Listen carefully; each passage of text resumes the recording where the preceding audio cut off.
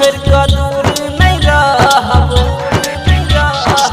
संगे में जियब आ संगे में मरब साथिया छोड़ के दूर नहीं रहब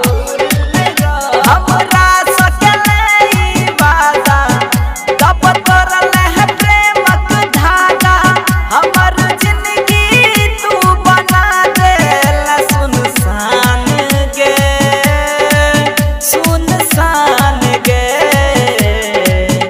कोना हमरा तू भूल गेला सुन न है गे हमर जान गे कोना हमरा तू भूल गेला सुन न है गे हमर जान गे कोना हमरा तू भूल गेला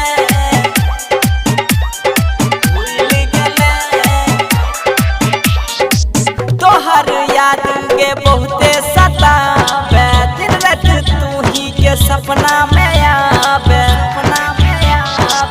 तोहर याद के बहुते सतावे दिन रात तू ही के सपना में आवे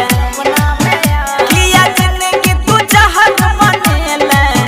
किया किसन के छोड़ परेले सरोज संगम के बनेले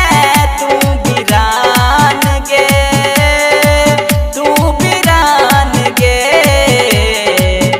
कोना हमरा तू भूल गेले सुन न है गे हमर जान गे।